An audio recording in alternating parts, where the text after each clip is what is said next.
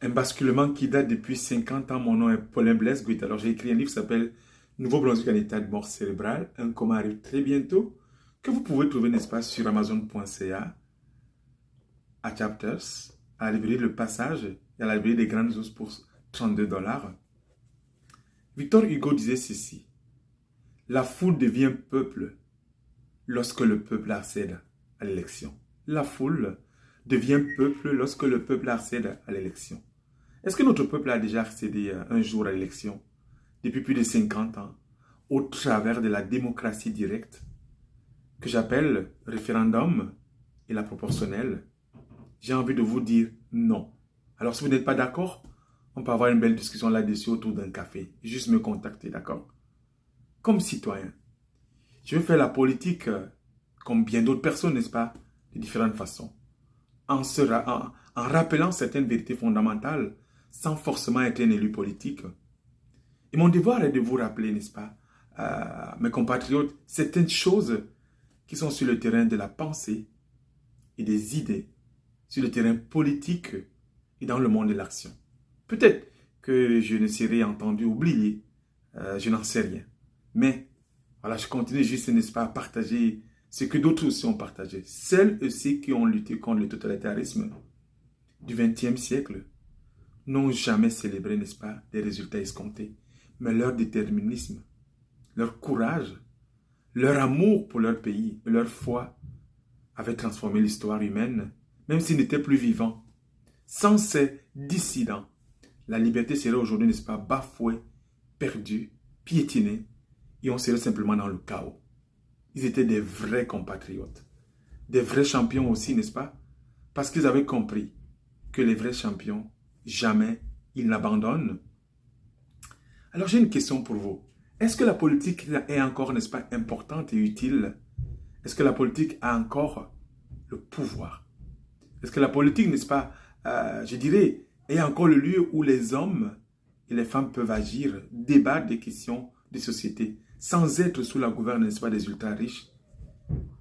Quel est son rapport au peuple souverain et à son destin?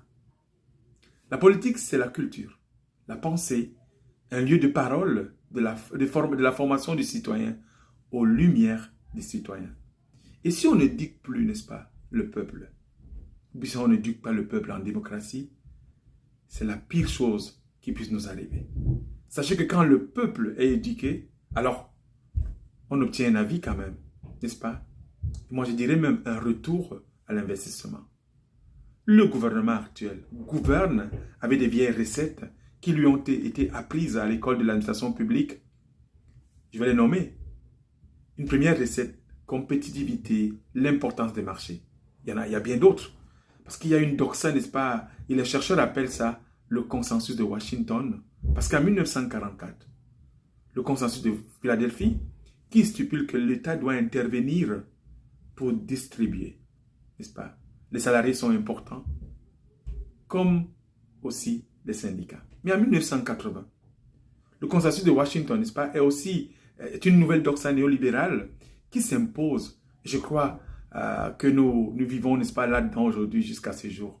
Et selon Madame Dominique Méda, une philosophe française et sociologue, elle dit ceci, je la cite: la question que j'ai envie de poser est, est-ce que ce consensus est encore utile aujourd'hui? N'est-il pas devenu, n'est-ce pas, toxique, obsolète et pervers? Je pense qu'il nous a amenés dans le mur. Il faut qu'on regarde les effets du néolibéralisme comme la financiarisation de l'économie.